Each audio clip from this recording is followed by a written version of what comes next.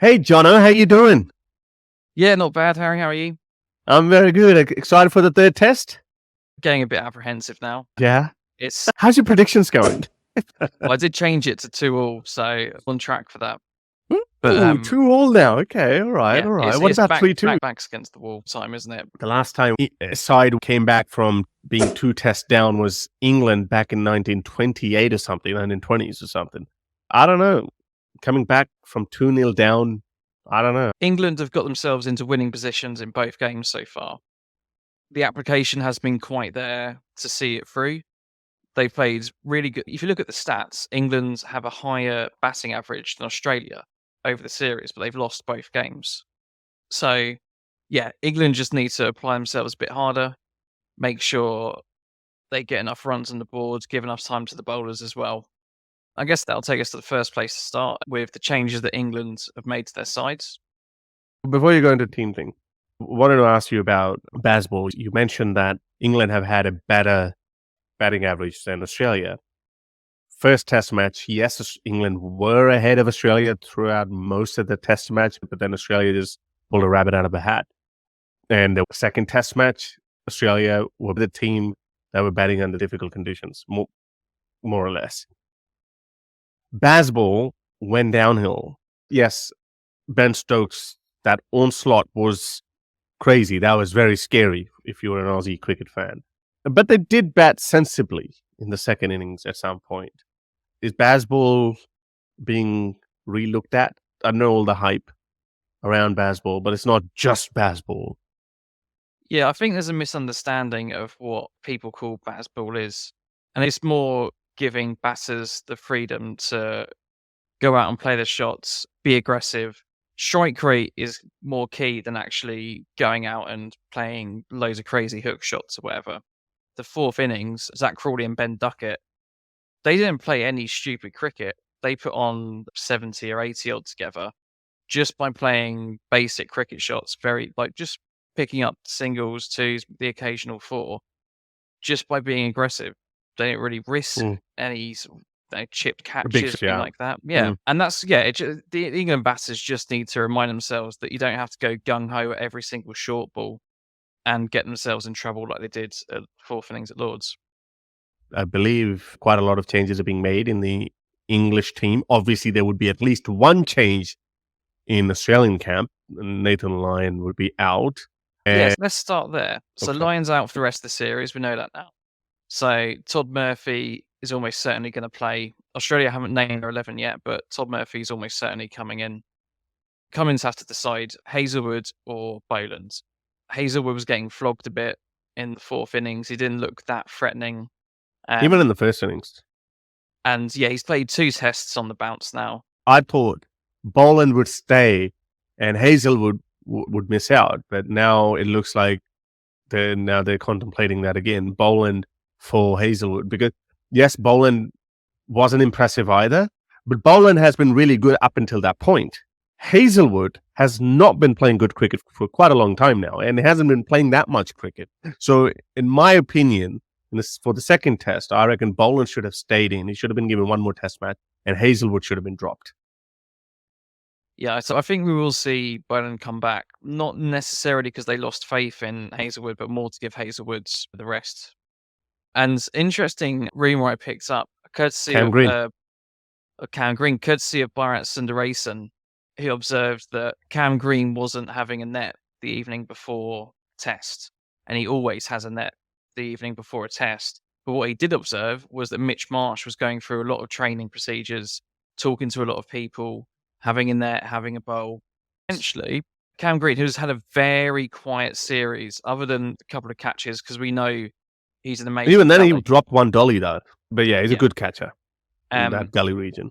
you can't play him as a specialist fielder. He's been ineffective with the ball. He's been And the ineffective with bat. the bat. So Australia looking to bring Mitch Marsh instead. So we've gone back all the way to 2017, where Australia looking around desperate for answers, and they've landed on one of the Marsh brothers because there's no one else Australia likes to get them out of a hole more, even though they aren't in a hole, than one of the Marsh brothers. So Yeah. it'll be interesting to see if they do drop Cam Green, who has been touted as the next big thing in Australian cricket for years and years now. He hasn't set the world on fire. and I think he's overdue. Although he got that century at the end of the Australian summer, that's his only real contribution with the bat. He got a fifer on Boxing Day against a very weak South Africa team. Yeah. So he hasn't set the world on fire. You- Now might be the time to drop him. You've been waiting for him to be dropped, and obviously he's gone. But now let's just move on to England. But before we move on there, Mitch Starc. He did all right. Did he impress you now, or are you still not impressed? No, he's still terribly inconsistent. That's what makes these bowlers really amazing. They give you those wickets out of nowhere. The other consistent bowlers can't give you those. For every in-swinging Yorker that knocks over, I think Ollie Pope got this time around. Middle stump, yeah. There's another 11 balls that go down leg stump, like behind leg stump or over. It's a bit of an exaggeration, but okay, maybe a couple more. But he's too inconsistent at the moment. But they'll play him because he did pick up wickets. Yeah, 6 of them. And yeah, I have no problem with that. I think in 2019, I think he only played 1, maybe 2 tests. He definitely didn't play Headingley in that Ashes summer because I don't think they have too much confidence in him on the English surfaces. Because obviously he gets a lot of bounce, which England doesn't tend to provide. Certainly not in this series. Yeah, but okay, we get it. But that was the problem with Shoaib Akhtar. That was a problem with Mitchell Johnson. That was a problem with Brett Lee to some extent. All these super fast bowlers, they're bowling 90 miles an hour. They give you that because accuracy is not their strongest suit. But look at this. First innings in the last test match. Bowled 17 overs, 3 for 88. Okay, 3 for 88. Economy was 5 runs and over. Okay, not good. You're looking at that. You're like, oh, okay, a couple of wayward deliveries going down leg side or whatnot. Second innings, 21.3 overs, 3 for 79. The economy of 3.67. So I get it. I see those. One of the wickets you could say of Zach Crawley going down leg side. That was a cheap one. But again, this is what happens with wayward bowling. Sometimes you reap the rewards. I don't know. I'm still putting my faith on him. I think 90 miles an hour bowling is always dangerous. And I think this is what England have been lacking. We talked about how it was difficult conditions for Australia to bat. But other than Tongue, I'm sorry, nobody looked threatening to me. And Tongue was not bowling at Mitchell Starc's pace, but thereabouts, almost. So you lacked Mark Wood. You lacked Jofra Archer. You lack those guys. And now, hopefully, this test match is going to be more interesting because of Mark Wood coming in. So tell us a little bit about the possible English changes. Yep. So England announced their 11 yesterday. Going out, Ollie Pope, he's out for the rest of the series with a dislocated shoulder. James Anderson also been given a rest. Given a rest. He looks more threatening at Lords than he did at Edgbaston, but he still didn't finish with great figures. And yeah, Josh Tongue is being rested, which I think is a bit harsh on Tongue. He was definitely our most threatening bowler and probably our most consistent bowler across the first 2 tests. Stuart Broad stays in the side, I think mostly because he picked up a bag full. Did. I'm a bit confused as to why Ollie Robinson's staying in the side. Perhaps because England need a pantomime villain. I'm not entirely. He bowled good spells at points, but he's bowling at less than 80 miles an hour. When he came into the side 2 years ago, he was up there at 83, 84, 85 miles an hour. So I'm not sure why he's lost that yard of pace recently. But he keeps his spot. I suspect he'll probably be next game.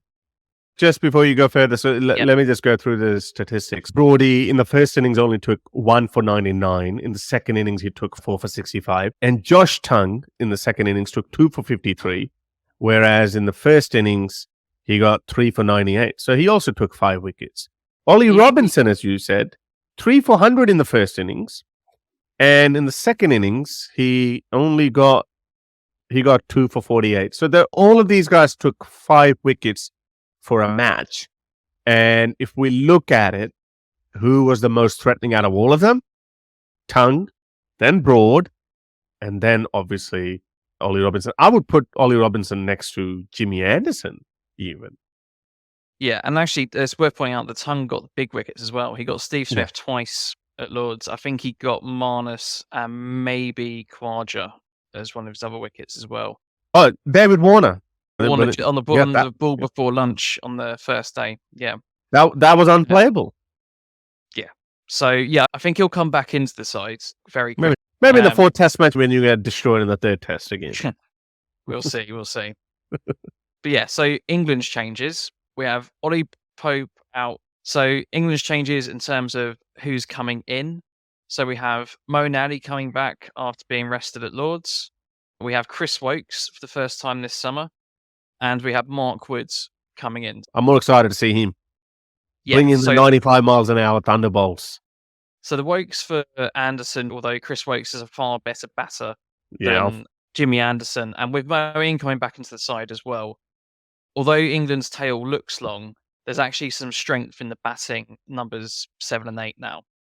And then, Mark Woods coming into the side. In the 2021-22 Ashes, he was England's best bowler when they're in Australia. He didn't play every game because he needs those rests because he does, bowl at 90 miles an hour. But, if he's fully fit, then he'll be a force to contend with in front of the Headingley crowds. He's not from Yorkshire, but the Yorkshire people will love him. He's very popular with the fans. He's very popular with his own team.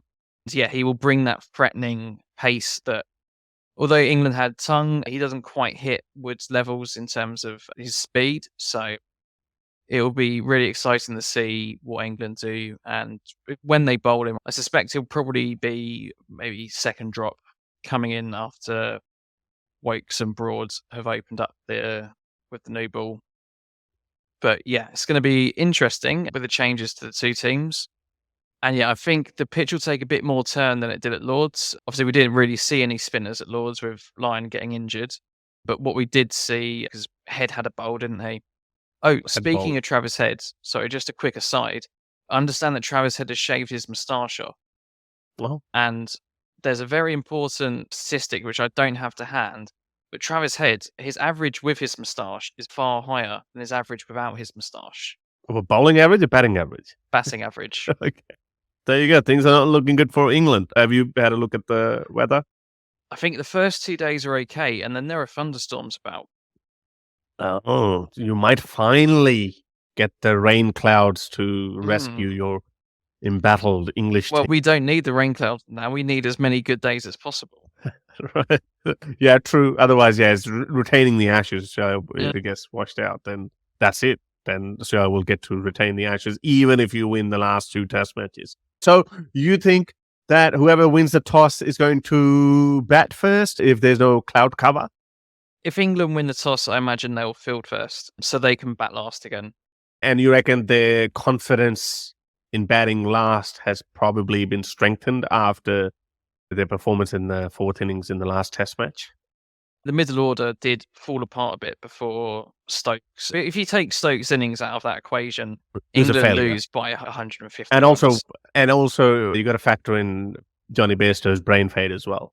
Yes, But no, I imagine, England will want to bat seconds. That's when they perform their best. I think that's what they think, at least.